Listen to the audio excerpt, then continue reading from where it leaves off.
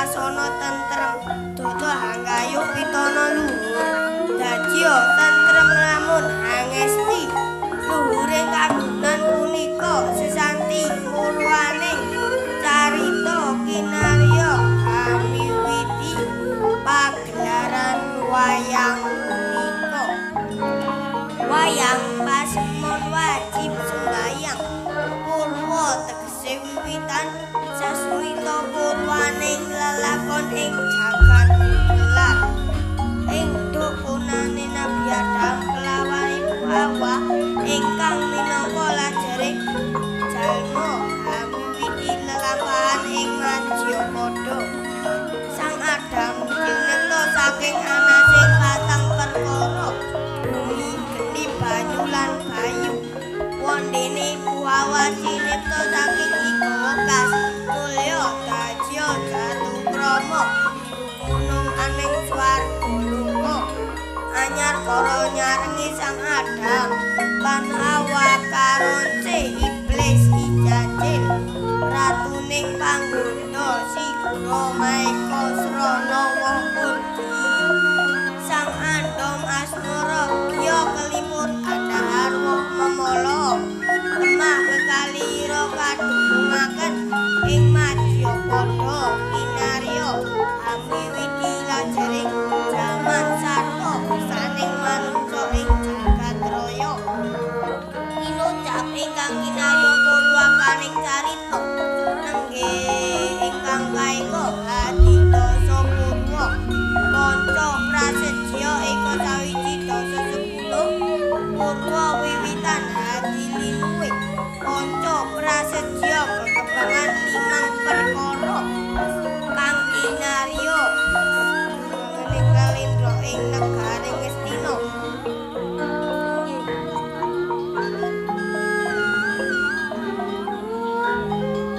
inggih negari ingkang ageng turagung nanging senajan tinata nanging dereng tentrem senajan ayem nanging dereng ayem sedaya wau inggih awit ambek angkara nira Sang Nalendra dalah kadang sentana nira lah sinten to ingkang kinarya gugunangan Nalendra ing negari Ngastina inggih jejuluk Prabu Duryudana inggih Suyudana Kurupati Gandari Sutaya Sang Dhustarastra Siwi Tuhu Nalendra kakape teksa dasar sinengkuyung dening kadang-kadang Kurawa pramila kalintang kondang ing manca negara nuju satunggaling hari ing sitinggil Praja Ngastina Sang Nata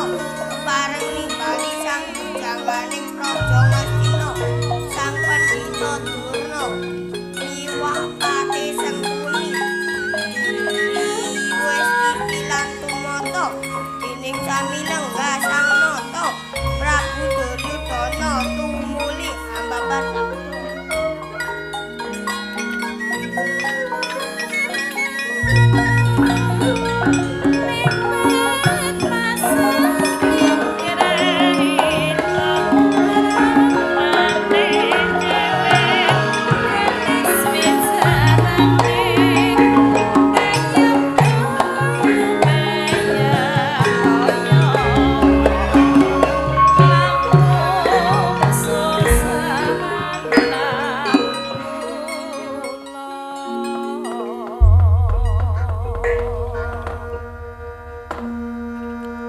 jagat wasisaning Bathara wayah Bathara jagat Hyang Prabancana dewaning sun Paman Durna widada rawuhipun paman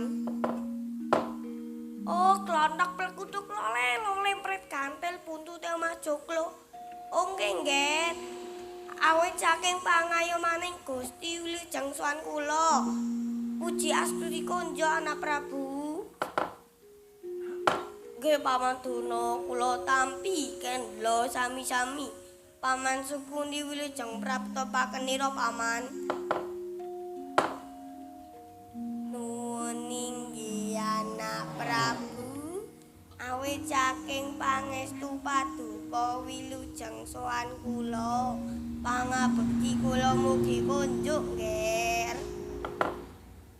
Nggih Paman Cengkuni kula tampi dawuh sami-sami. Paman Durna sartanipun Paman Cengkuni marmane pakenira manira piji kalenggahan punika satemene wonten perkawis ingkang lari bengeting manah kula. Oh inggih anak Prabu sumangga kula turi mbabaraken menapa to ingkang jalari jibeging penggalih paduka.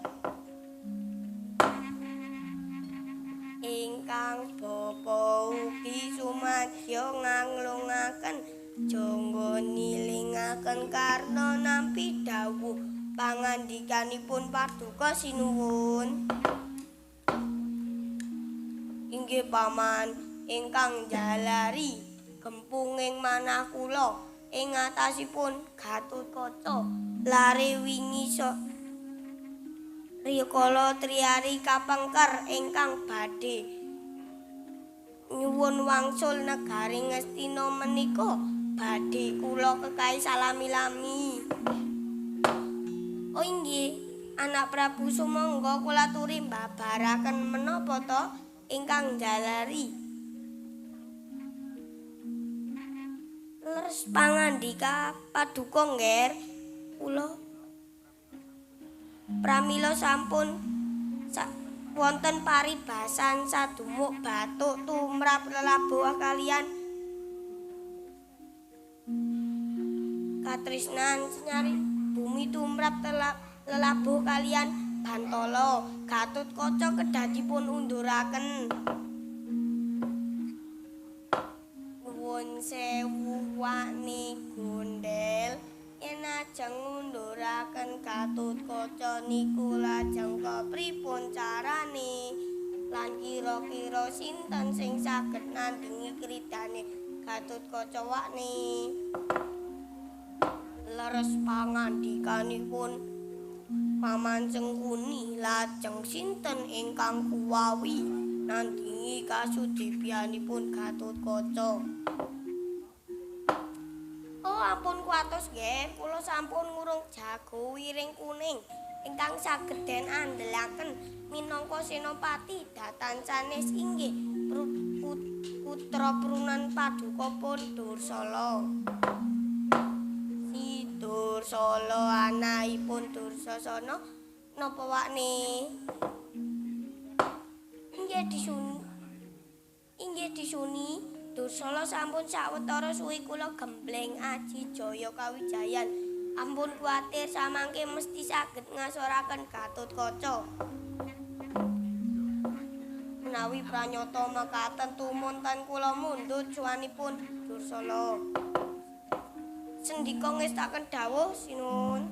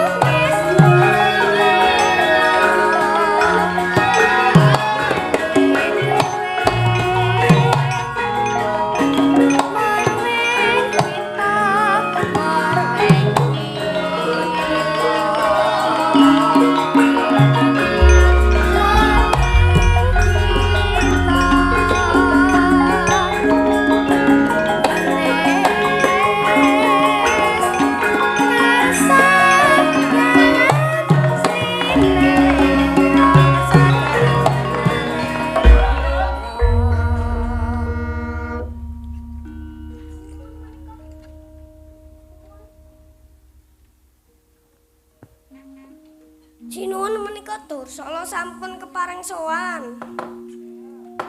Ger prunanku bocah sigit padha becik suwanmu.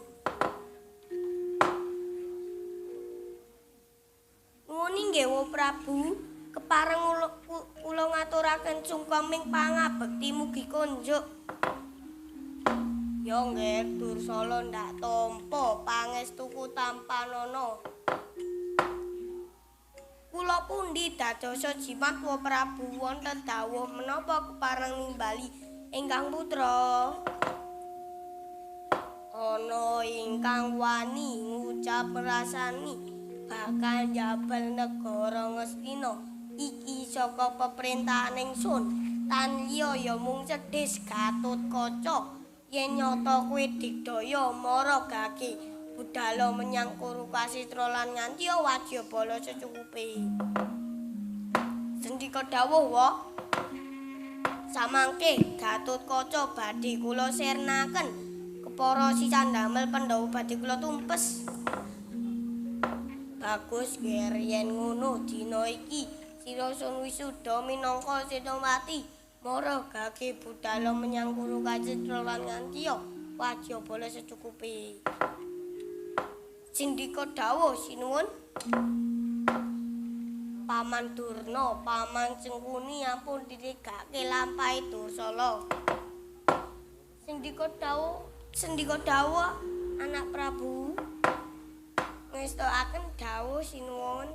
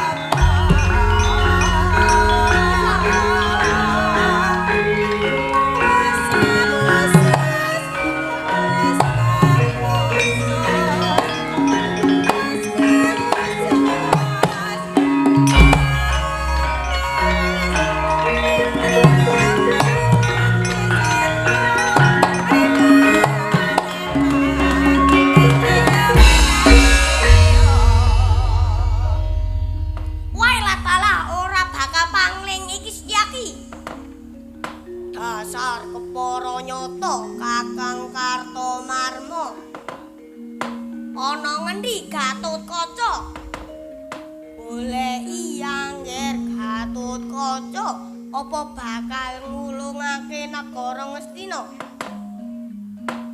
Aja kegeden rumangsa kowe Setyaki. Anggonku goleki Gatotkaca mung bakal tak tundung supaya bali.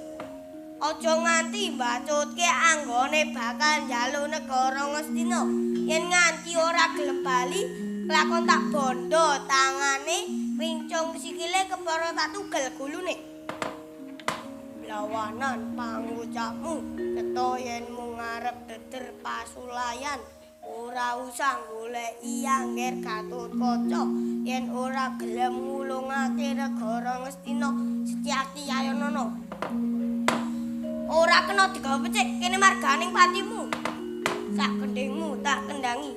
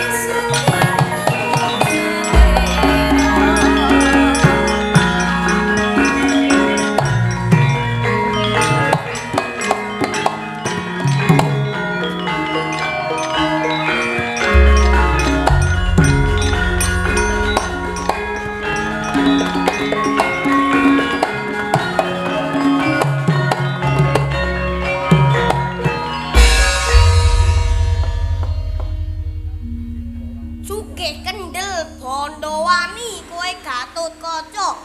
Kowe wani njaluk negara Ngastina. Kowe samestine negara Ngastina kondur ing astane Wa Prabu Puntadewa lan para Pandhawa.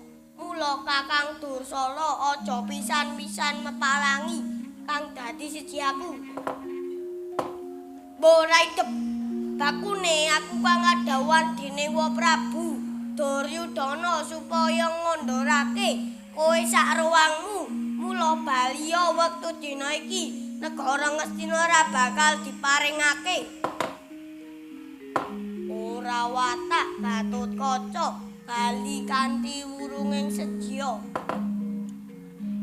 Lemes wis geliken kowe Gatotkaca wani kelawan kakangmu. Sing tak wedeni apamu. Mapan Tegal kang rata sepit runting wandamu. Maju gembol sirahmu.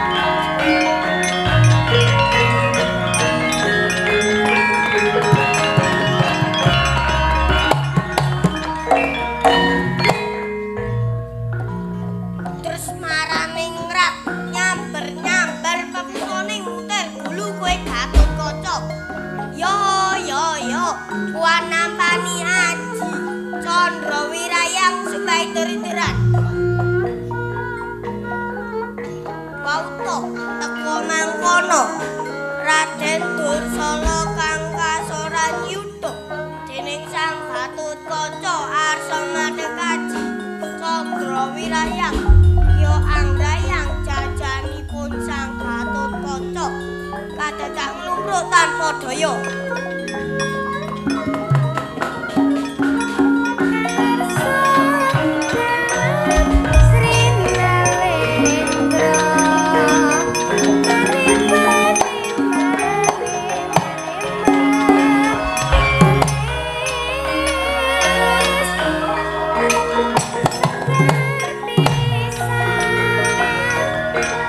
Bisa secercin